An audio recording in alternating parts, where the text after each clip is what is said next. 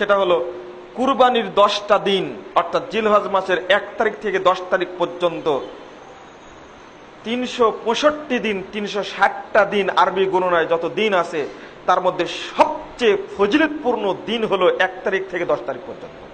সবচেয়ে 1460 নম্বর হাদিস সহিহ বুখারী, রাসূল সাল্লাল্লাহু আলাইহি ওয়াসাল্লাম বলেছেন, মা মিন আইয়ামিন আল আমালুস সালিহ মিন ফিহিন্না আহাব্বু ইলাল্লাহি মিন আইয়ামিল আশর। আল্লাহ রাব্বুল আলামিনের কাছে যত দিন রয়েছে তার মধ্যে সর্বাধিক প্রিয় দিন হলো জিলহজ মাসের প্রথম 10 দিন। প্রথম 10 দিনে যে আমলটা করবে, এই 10 দিনের আমলটাই আল্লাহর কাছে সবচেয়ে প্রিয় আমল হিসাবে গ্রহণযোগ্য। তবে দিন, নট রাত। 10টি রাত সবচেয়ে গুরুত্বপূর্ণ, সেটা হলো রমজান মাসের শেষ দশক। আর 10টা দিন হলো সবচেয়ে গুরুত্বপূর্ণ, সেটা হলো জিলহজ মাসের প্রথম 10 দিন। সাহাবীরা প্রশ্ন করলেন, ওয়ালাল জিহাদু ফি সাবিলিল্লাহ, আল্লাহ রাসূল কেন এই 10 দিনের বাহিরে কেউ যদি অন্য দিনে জিহাদ করে তাও নয় কি? তখন বলছে, লা ওয়ালাল জিহাদু ফি সাবিলিল্লাহ, না না, এই 10 দিন ব্যতীত অন্য দিনে কেউ জিহাদ করেও এত নেকি পাবে না। তবে ইল্লামান খরাজা বিনাফসিহি ওয়া মালিহি ওয়া লাম ইয়ারজি, তবে হ্যাঁ, ওই ব্যক্তি এই 10 দিনের বাহিরে কেউ যদি জিহাদ করতে যায়, সেও ফিরে আসলো না, তার মাল ঘোড়াও ফিরে আসলো না, তবে এই ব্যক্তি জিহাদ করে যে নেকি পাবে, এই জিলহজ মাসের প্রথম 10 তারিখ 10 দিনের মধ্যে আমল করে সেই নেকি পেয়ে যাবে। আমি হয়তো হাদিসের ফজিলতটা বোঝাতে পারলাম না, একটা আবারও বলি। এই জিলহজ মাসের প্রথম 10 দিনের ফজিলতটা রাসূল সাল্লাল্লাহু আলাইহি সাল্লাম বলছেন, অন্য দিনে যতই আমল করুক না কেন, জিলহজ মাসের প্রথম 10 দিনের মতো ফজিলত অর্জন করতে পারবে না। সাহাবীরা প্রশ্ন করলেন, কেন, কেউ যদি জিহাদে যায় তাও না? তিনি বলছেন, ওয়ালাল জিহাদু ফি সাবিলিল্লাহ, আরে না না, অন্য মাসে অন্য দিনগুলো তো জিহাদে গিয়েও এই নেকিটা পাবে না। হ্যাঁ, তবে এই জিলহজ মাসের 10 দিনের বাহিরে কোনো ব্যক্তি জিহাদে গেছে, যাওয়ার পরে সে নিজেও শহীদ হয়ে গেছে, আর মালগুলোও তার হারিয়ে গেছে, ঘোড়াটাও চলে গেছে, এই ব্যক্তি যদি যে নেকিটা পাবে, জিলহজ মাসের নেকির সমপরিমাণ নেকি ওই ব্যক্তি পেতে পারবে। তাহলে কত নেকি! এই জন্য রাসূলুল্লাহ সাল্লাল্লাহু আলাইহি সাল্লামের নিয়মিত আমল ছিল এটা নাসাইর হাদিস 2372 নম্বর হাদিস। তার স্ত্রী বলছেন যে, কানান নবী সাল্লাল্লাহু আলাইহি সাল্লাম ইসামু ইয়াউম আশুরা ওয়া তিসআম মিন জিলহিজ্জাহ ওয়া সালাসাতা আইয়াম মিন কুল্লি শাহরিন। রাসূল সাল্লাল্লাহু আলাইহি সাল্লাম নিয়মিত 3টি কাজ করতেন। তিনি আশুরার দিনে সিয়াম পালন করতেন, মুহররমের 10, 9, 10, আর জিলহজ মাসের প্রথম 9টি সিয়াম তিনি পালন করতেন। আর একটা বিষয় বললেন যে প্রত্যেক মাসে 3টা করে তিনি সিয়াম পালন করতেন, হাদিস সহিহ। তাহলে প্রথম 10 দিন আল্লাহ রাসূল সিয়ামের জন্য বেছে নিলেন কেন?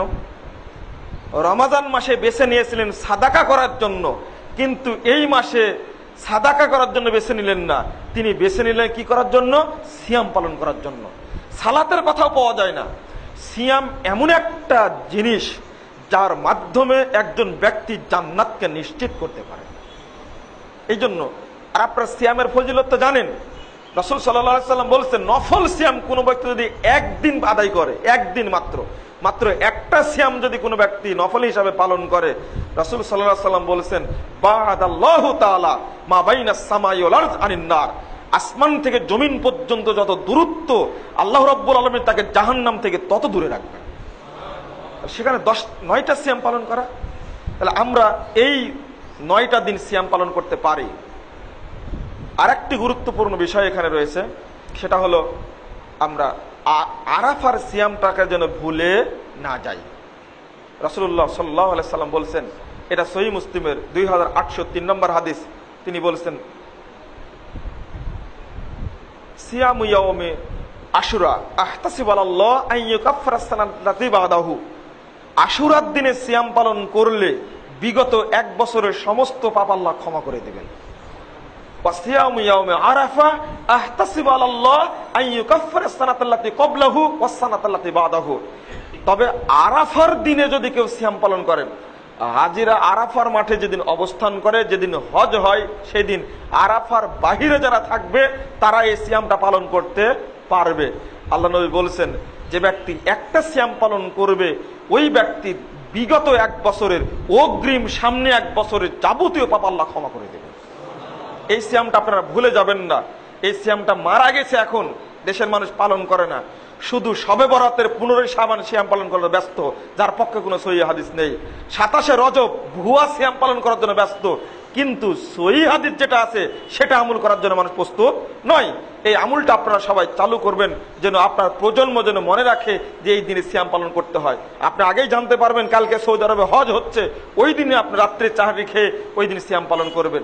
আরাফার মাঠের যে ফজিলত, আল্লাহু আকবার, আরাফার মাঠের যে ফজিলত, এই ফজিলত যেন অন্য মানুষও পায়, এই জন্যই রাসূলুল্লাহ সাল্লাল্লাহু আলাইহি ওয়াসাল্লাম আল্লাহর পক্ষ থেকে এই ব্যবস্থা করেছেন। আরাফার মাঠের ফজিলত মানে, হজে তো যাচ্ছেন অনেকেই বা চলে গেছেন অনেকেই, একটা কথা শুনে রাখুন, আরাফার মাঠ হলো এমন একটা শ্রেষ্ঠ জায়গা, 360 দিনে আল্লাহ রাব্বুল আলামিন বান্দার অত নিকটে আসেন না, আরাফার একদিনে বান্দার যত নিকটে আল্লাহ রাব্বুল আলামিন আসেন। আল্লাহ রাসূল বলেছেন, ও ওয়াইয়াতনাকুম, আল্লাহ রাব্বুল আলামিন আজকে তোমাদের নিকটবর্তী হয়ে গেছেন। এবং বলেন ওয়াকুম আফদুল্লাহ, এই আরাফার মাঠে উপস্থিত এই সমস্ত লোকই হলো আল্লাহর খাস মেহমান।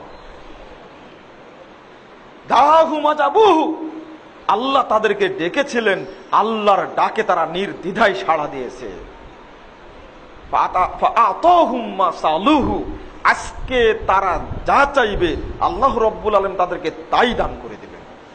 ওই জন্য আরাফার মাঠের দোয়া, আল্লাহ রাসূল বলছেন, খায়রুদ দুআ ইয়াউম আরাফা, আরাফার মাঠের দোয়া হলো সবচেয়ে শ্রেষ্ঠ দোয়া। পিতামাতা দোয়া করে ছেলের জন্য, রমাজানে দোয়া কবুল হয়, জুমাতে দোয়া কবুল হয়, সিয়াম রাখলে দোয়া কবুল হয়, সমস্ত দোয়া, রাত্রি গভীরে দোয়া কবুল হয়। কিন্তু আরাফার মাঠের দোয়া যত উত্তম, আর কোন দোয়া এত উত্তম আল্লাহর কাছে নয়। সেই ক্ষেত্রে এই বরকতটা যেন গোটা পৃথিবীর মানুষ পায়, এই জন্য রাসূলুল্লাহ সাল্লাল্লাহু আলাইহি ওয়াসাল্লাম নফল সিয়ামের ব্যবস্থা করেছেন আল্লাহর পক্ষ থেকে। আল্লাহ যেন আমাদেরকে এই সিয়াম পালন করার তৌফিক দান করেন, আল্লাহুম্মা আমিন। আপনারা একটা সিয়াম অন্তত পালন করার চেষ্টা করবেন।